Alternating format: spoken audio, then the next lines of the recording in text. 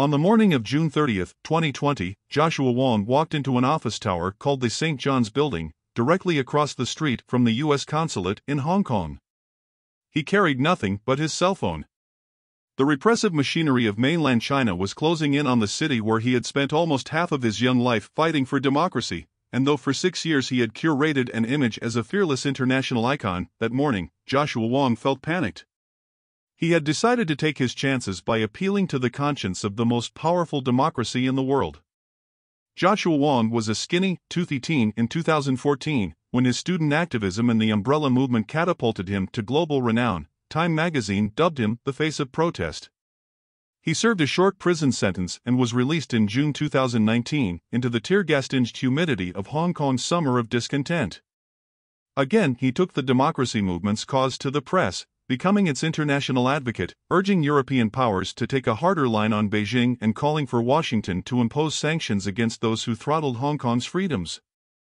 But in the summer of 2020, with the world in the grip of the coronavirus pandemic, Chinese officials put the final touches on a national security law that effectively criminalized dissent and re-engineered the very character of a once freewheeling city. Those found guilty under its provisions could be sentenced to prison for life. Now Hong Kong's political groups and civil society organizations were preparing to disband. Shops were pulling protest art off their walls.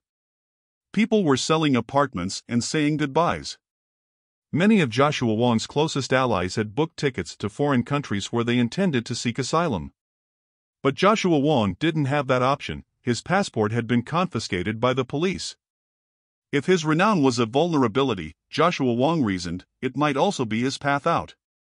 The U.S. government maintained a few offices in the St. John's Building, and Joshua Wong had set up a routine meeting with 2 American diplomats. "I don't want to leave," Joshua Wong told them as the meeting ended. "I want to go to the U.S. consulate." His gambit drew on a famous precedent and a vexed history. The United States had cast its lot, at least verbally, with the democracy movement in Hong Kong, and the administration of then-President Donald Trump styled itself as tough on China. But how much was it willing to venture for the democratic opponents of the Chinese Communist regime? Back in 1989, the United States seemed to have weighed this problem and come down on the side of principle. Fang Lizhi was a Chinese astrophysicist with an extracurricular interest in political philosophy and political systems. His belief in democracy was as public as it was forthright, making him a figure of global stature in the years preceding the Tiananmen Square protests. A sketch of his face, round and sanguine, graced the cover of the May 1988 issue of The Atlantic. In it, he wore a slight smile and his signature dark-rimmed glasses. Fang Lizhi was China's Andrei Sakharov, the journalist Orville Schell wrote, a man of not only keen intelligence and conviction but fearlessness. The day after the massacre, June 5, 1989, gunfire still rang out in the streets of Beijing as Fang Lizhi, his wife, their son, and the academic Perry Link, who was a longtime friend, scrambled into the U.S. Embassy compound. McKinney Russell, a diplomat and polyglot who was the head of the press and cultural section, and Ray Burghard, the acting deputy chief of mission, met them inside. Before he sat down with Fang Lizhi, Burghard had consulted his ambassador, James Lilly, a former CIA operative. Lilly was alarmed at the prospect of the Fang Lizhis seeking refuge there, fearing that they might get stuck in limbo. Burghard walked away with the impression that he should talk the Fang Lizhis out of it. He told Fang Lizhi that American protection could discredit him and the Chinese democracy movement. The Communist Party would dismiss Fang Lizhi as a pawn of the United States, his presence at the embassy proof that the American Black Hand was behind the protests. The argument seemed persuasive. Fang Lizhi and his family left, and the procedure-abiding diplomats reported the incident back to Washington. Several hours later, Washington, on instruction from President George H. W. Bush, responded to the diplomats' cable. Over a secure line, the administration delivered an unambiguous message: go to the Fang Lizhis immediately. Tell them that if they wish to seek asylum, they would be welcomed by the President of the United States. Russell and Burghard raced to the Jiangwo Hotel. They snuck into the back entrance, received the family, suitcases already packed, and climbed into an unmarked American van, which raced back to the U.S. Embassy. There, the senior Fang Lizhis would live for the next year, until the United States negotiated their safe release to Britain. Their son had gone back to his university studies in Beijing after a month, smuggled out of the embassy in another covert operation. Washington understood why the diplomats initially handled the Fonlizzies in the way they did. On top of the political sensitivity, the request was technically out of line, as asylum can normally be granted only in country, not at a consulate on foreign soil. But the administration's ultimate concern, Burghardt told us, was that regardless of what we said or how we recounted what had happened, the story would always be that we kicked them out and they got arrested. And so the United States broke the rules to protect the Fonlizzies. It is a sort of fascinating example of the tension that always exists in American foreign policy, between the realist, strategic approach and the need to continue to uphold and to demonstrate our values, Burghardt told us. Fonlizzi and his family eventually moved to Tucson, Arizona, where he worked as a physics professor at the University of Arizona until he died in 2012 at age 76. That same year, in April, Washington made another life-altering exception. Chen Guangqing, a blind activist who had championed disability and land rights, made a perilous escape from house arrest. He was given protection at the U.S. Embassy in Beijing. Secretary of State Hillary Clinton helped negotiate his release to New York City, what she called an example of American values in practice. American values clearly aligned with those of the movement in Hong Kong, such, certainly, was the message Joshua Wong and his fellow activists heard loud and clear from Washington in 2019 and 2020. American politicians across party lines praised Hong Kongers for standing up to China in defense of freedom of speech, the right to assembly, and, most of all, democracy. Some of the demonstrations turned violent, but Hong Kong remained a cause célèbre inside the Beltway, where stalwarts of both parties had deep connections to the city.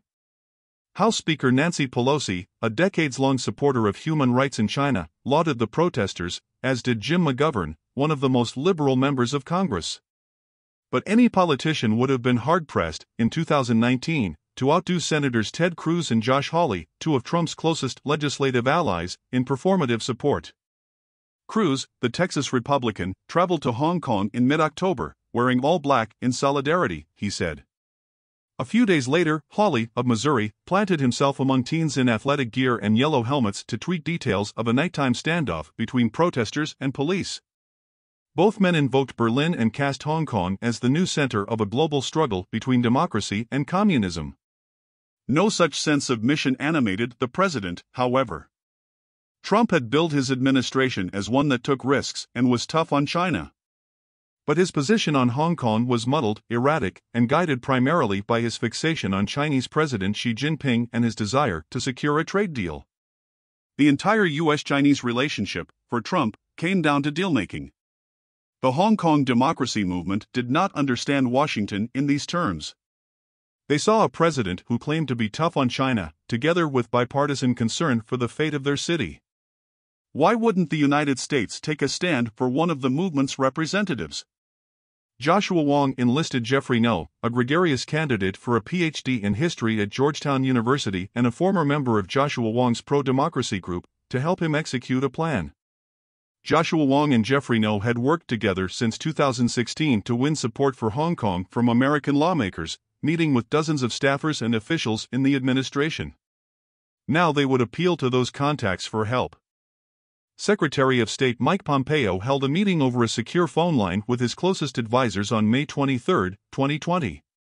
Details of China's national security law were still not public, but Pompeo was preparing to respond to its implementation by announcing that America no longer considered Hong Kong sufficiently autonomous to warrant separate treatment under U.S. law. He wanted policy suggestions on what should follow. The advisors threw out a long list of punishments, enacting sanctions against top officials, scrapping training programs with the Hong Kong police, stopping the export of defense equipment to Hong Kong. Miles Yu, Pompeo's China policy advisor, suggested that Washington create a special immigration pathway for Hong Kong residents. Britain had done this. Canada and Australia were also working on such schemes. And admitting Hong Kongers wasn't just charitable. The United States could offer special visas to Hong Kong residents with university degrees or with specialized skills. The country stood to benefit from fleeing Hong Kong talent. The policy recommendations reached Trump, whose National Security Council had also prepared 3 lists of options in response to China's strangling of Hong Kong. Deputy National Security Advisor Matt Pottinger and Ivan Kanapathy, the NSC's Director for China, Taiwan, and Mongolia and Deputy Senior Director for Asian Affairs, described theirs as a Goldilocks menu. One option included a list of hot measures, a maximalist approach, the second, cold ones, and the last, in between. The hot list comprised actions that had nothing to do with Hong Kong but that China hawks had long sought the opportunity to take, such as closing the Chinese consulate in Houston, where Washington claimed that spies were aiding in espionage and the theft of scientific research. Trump picked the hot menu. He even liked Yu's immigration idea. President Trump said, "Why don't we just open up? Why don't we just let a huge portion of people from Hong Kong move to the US?" And I loved it, Pottinger told us. "You know, my view was just, transplant the whole damn city and make a new Hong Kong in America." Trump was like, "They're going to be industrious, they'll be great. They'll make great Americans." But Stephen Miller, Trump's far-right political advisor, stopped the immigration scheme from going further. He was very persuasive, you told us. The White House and the State Department moved forward on most of the other measures. As one senior official said, "So now we're going to be thinking about Taiwan. We need to be thinking about the next steps and saying, look, if you're going to kill the golden goose, we're not going to put the goose on fucking life support. We're going to let you kill the goose. And then we're also going to make sure that you regret it." Pompeo announced on May 27, 2020, that Hong Kong no longer had a high degree of autonomy. In the Rose Garden, Trump promised to eliminate policy exemptions that give Hong Kong different and special treatment. Then the president went off script and vowed to cut America's ties with the World Health Organization. The WHO announcement completely overshadowed the Hong Kong news. Joshua Wong wanted to enter the U.S. consulate. The diplomats told him that only the rooms in the St. John's building were on offer, and that the office tower did not offer the protection of a diplomatic compound. In Washington, Jeffrey No took the matter up with one of Hawley's policy advisors, reasoning that the ultra-Trumpian senator might have the president's ear. Responding at 1 a.m., Hawley's staffer promised to pass the message on to his boss, but nothing changed. On July 1, the national security law passed. The diplomats' positions were the same. Joshua Wong couldn't enter the consulate and couldn't apply for asylum from outside the United States. Joshua Wong and Jeffrey No knew the rules.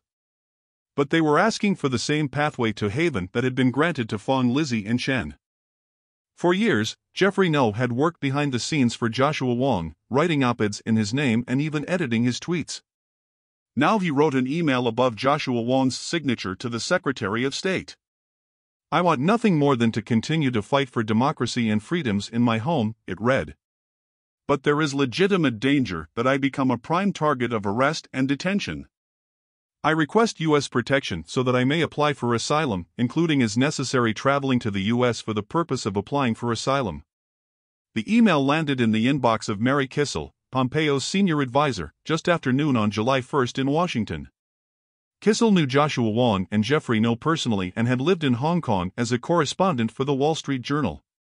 She got the message where it needed to go. Within the next 48 hours, Pompeo summoned his half-dozen or so top officials to discuss Joshua Wong's request. They immediately ruled out sheltering him at the U.S. consulate in Hong Kong. Plans were already underway to close the Chinese consulate in Houston, and when the announcement came, Beijing would likely retaliate. If Joshua Wong was hiding in the U.S. consulate, Beijing could close it down. Or Beijing could demand Joshua Wong's release in exchange for American prisoners. It could snatch Americans off the streets in Hong Kong and hold them in arbitrary detention for this purpose. The officials considered covertly extracting Joshua Wong from Hong Kong instead. But Hong Kong's geography was unforgiving. The city shared a land border solely with mainland China, which meant that the only escape would be by boat across the Taiwan Strait or south toward the Philippines. Joshua Wong would risk encountering the Chinese Coast Guard in those waters, and American involvement could make for an international incident. Options dwindled. Soon the officials came to believe that none remained. Pompeo and his advisors decided that the United States could neither let Joshua Wong into the consulate nor extract him from Hong Kong. You've got national interest and personal interest, and in some ways you try to find a balance between the two, one senior official involved in the process told us. In the end, on the 7th floor of the State Department, national interest won out. The decision was hardly unanimous in Washington. A National Security Council memo to the State Department opined that Joshua Wong should be protected, but deferred to state as the deciding authority with, as Pottinger later told us, a fuller picture of the facts. Pottinger's deputy, Ken Apathy, told us that fear of what Beijing would do in response was that absolute wrong reason to refuse to help Joshua Wong. If you can't do what I think a lot of people would say is the right thing, because you're afraid they're going to do the wrong thing, then you've already lost. The State Department's decision was, strangely, kept close. No one informed Joshua Wong or Jeffrey Ngo that the die was cast. In August, Jeffrey Ngo appealed to Pelosi and Senator Marco Rubio, both of whom had worked with Joshua Wong since he was a teen. They made calls to state on Joshua Wong's behalf, pushing the request at the highest levels, according to one Hill staffer. At one point, a fellow Hong Kong activist named Nathan Law, who had slipped away to London just before the national security law passed, met with Pompeo in private, raising Joshua Wong's plight directly and emotionally. Nothing changed. The issue dragged, one State Department official involved told us, and it lingered, and then the inevitable happened. Joshua Wong was arrested in September 2020 and then remanded in custody in late November. Last year, he pled guilty to charges of subversion under the national security law. The democracy movement in Hong Kong made little secret of the hope it placed in Washington. Some protesters flew American flags in the street or made public appeals, whether to Trump's gigantic ego or to Pelosi's support for Chinese democracy activists dating back to Tiananmen. Many believed that America had the ability to alter Beijing's course of action. They were wrong. What the United States could have offered was a haven, but it didn't. Washington made no special provision for Hong Kongers who wanted to emigrate to the United States. Cruz, notwithstanding his show of solidarity, killed a bill in December 2020 that included provisions for temporary protected status for Hong Kongers and expedited certain refugee and asylum applications. In a self-aggrandizing memoir, Pompeo wrote that he wished he had done more to punish China over Hong Kong, but he made no reference to Joshua Wong. The focus in Washington has moved on from Hong Kong to Taiwan. The island is under constant military threat from Beijing, which claims the territory as its own, even though the Chinese Communist Party has never controlled it. But for those in Taiwan who cherish their democracy, Hong Kong's story offers a cautionary tale. The United States gave Hong Kong's its vocal backing, then abandoned the city in its time of greatest need.